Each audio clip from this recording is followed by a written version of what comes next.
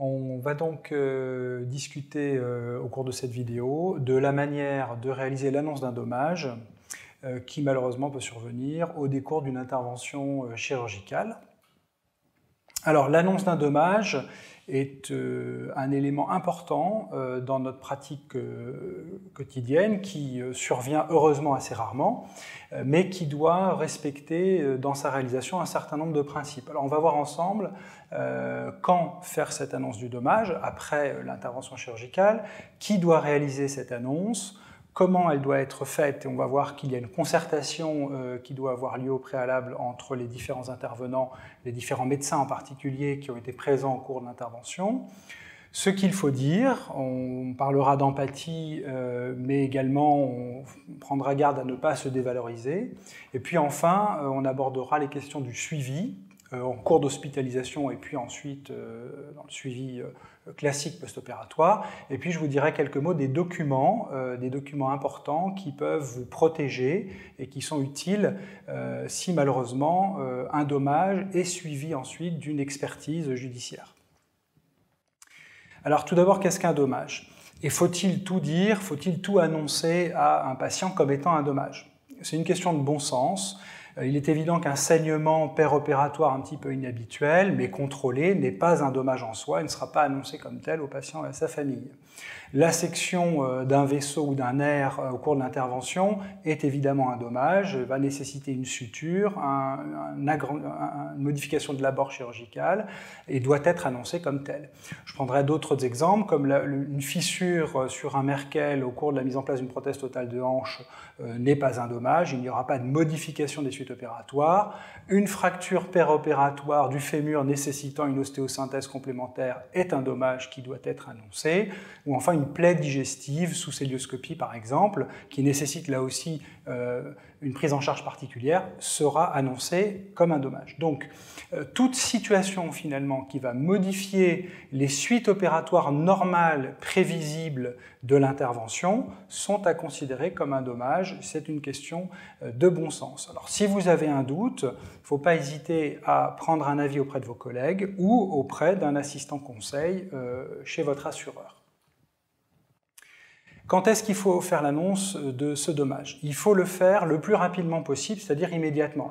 Pas en salle de réveil, évidemment, puisque le patient est encore sous l'effet des molécules anesthésiques, mais le jour même de l'intervention, le soir de l'intervention, au cours de votre visite, en fin de programme, au calme. C'est à ce moment-là qu'il faut prendre le temps pour voir le patient et sa famille et faire l'annonce du dommage et réaliser les explications. Donc ne pas attendre, car il se peut que le malade ou sa famille apprenne avant que vous ayez fait l'annonce l'événement en question par un kiné, une infirmière ou un collègue, et ça c'est une situation catastrophique parce qu'on a une situation qui amène à une perte de confiance, il y a un climat de suspicion qui va s'instaurer entre vous et le patient ou la famille, et donc on veut à tout prix éviter ce genre d'événement. Si vous annoncez le dommage immédiatement, il n'y aura que des points positifs, on met tout de suite en avant l'honnêteté et puis on va maintenir un climat de confiance entre le patient et le praticien. Il m'a tout de suite parlé de la complication, c'était plus difficile que prévu, mais finalement ça s'est bien terminé. Voilà le type de discours qu'aura le patient une fois que vous aurez fait l'annonce. Enfin, on va, en annonçant tout de suite le dommage, écarter un facteur aggravant, un facteur de gravité qui pourrait être nuisible. Donc il faut annoncer sans délai le dommage. Alors, qui va réaliser l'annonce du dommage? C'est évidemment vous, c'est-à-dire le praticien responsable de l'intervention chirurgicale qui a pratiqué l'intervention. Donc, évidemment, ça va être le chirurgien si c'est un problème chirurgical, l'anesthésiste si c'est un problème, par exemple, d'anesthésie loco-régionale. Donc, le praticien impliqué directement. Il faut se mettre d'accord avec ses collègues, avec son collègue anesthésiste ou chirurgien, de celui qui va aller faire l'annonce du dommage, et puis, encore une fois, se mettre d'accord sur les termes qui vont être employés et sur les explications qui vont être données. Donc un seul, maximum 2 interlocuteurs privilégiés tout au long de l'hospitalisation du patient, ne pas avoir de nombreux interlocuteurs qui vont donner des messages différents, qui vont brouiller la compréhension et encore une fois amener à une perte du climat de confiance avec l'équipe médicale. L'implication de la direction peut éventuellement être nécessaire dans certains cas, dans les cas les plus graves, si par exemple il y a eu un décès au bloc opératoire ou s'il y a eu un problème de matériel qui manifestement était lié au matériel de la clinique. Donc ce sont des éléments qui sont décidés au cas par cas, mais l'élément important, c'est de bien retenir que c'est le médecin responsable qui va faire l'annonce du dommage. Je vous rappelle que la Haute Autorité de Santé a rédigé un document qui est à votre disposition sur Internet, avec un document PDF, qui stipule bien que dans la situation habituelle, c'est le médecin chargé du patient et qui a noué la relation la plus suivie avec ce dernier, qui est la personne la plus apte à effectuer l'annonce du dommage et à mener l'entretien. Donc, au sein de l'équipe médicale, ce petit schéma vous résume un peu les intervenants qui vont être informés et qui vont être partie prenante de la discussion au sein de l'équipe médicale. Le chirurgien, l'anesthésiste et puis évidemment la surveillante, car il se peut que le patient ou que la famille se tourne vers la surveillante pour avoir des informations complémentaires. Elle doit donc être informée de cet événement, de ce dommage et des explications qui ont été données. Les infirmières responsables du patient, bien évidemment, il n'est pas nécessaire d'informer toutes les infirmières de l'étage ou du service, mais simplement les 2-3 infirmières qui, à tour de rôle, s'occupent du patient, et puis évidemment le patient et sa famille.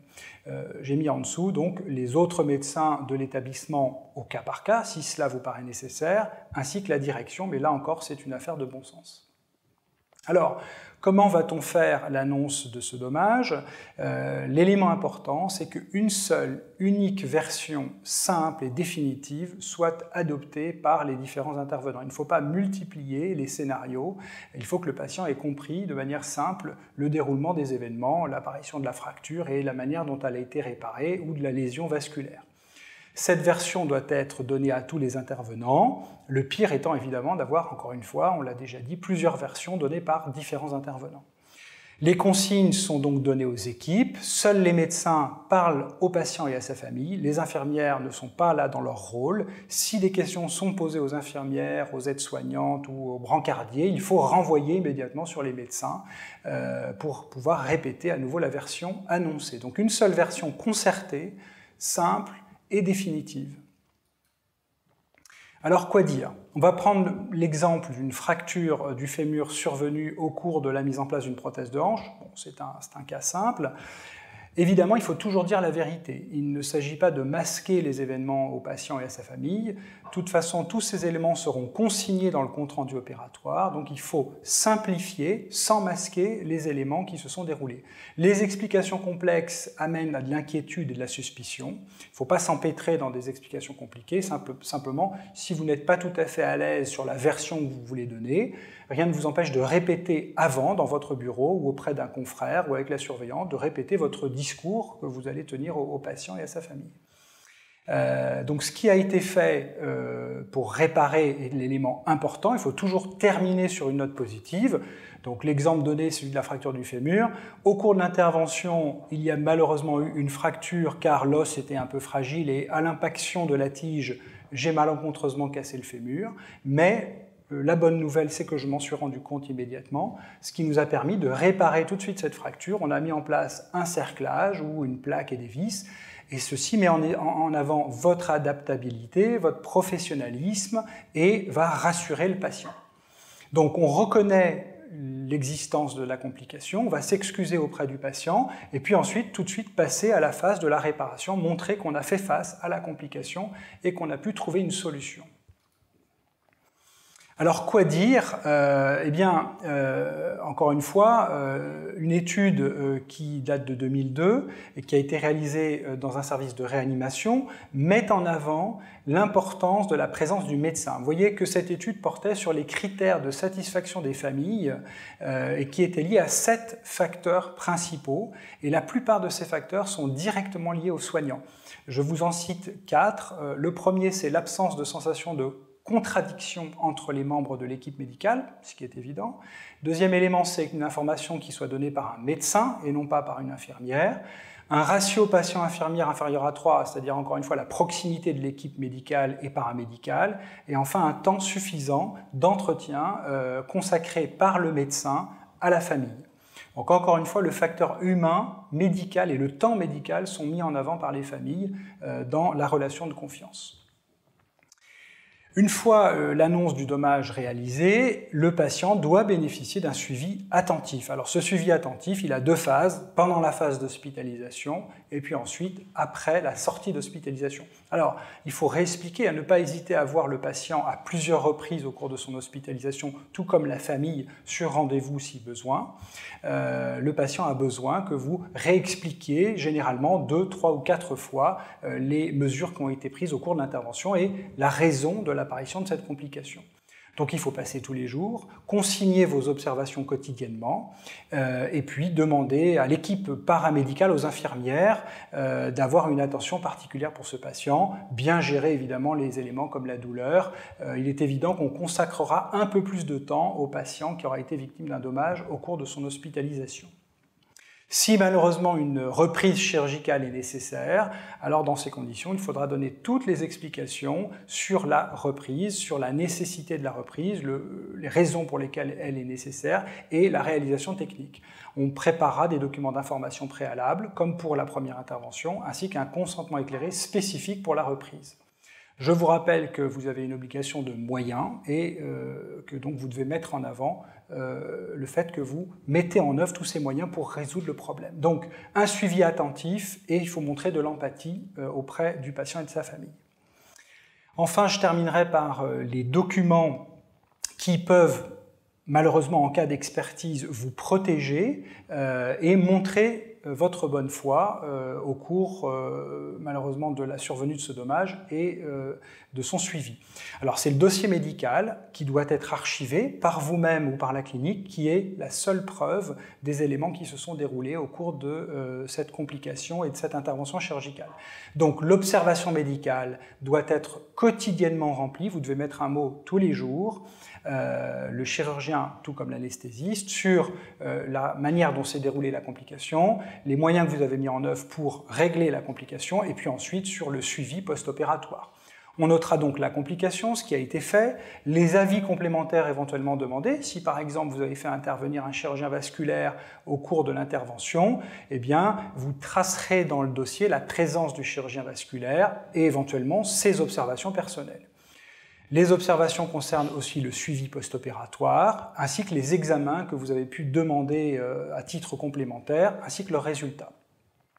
Le consentement éclairé de la première intervention chirurgicale, tout comme la fiche d'information préalable, sont conservés et archivés par vous-même, et normalement figurait dans ces documents la possibilité de survenue de la complication en question.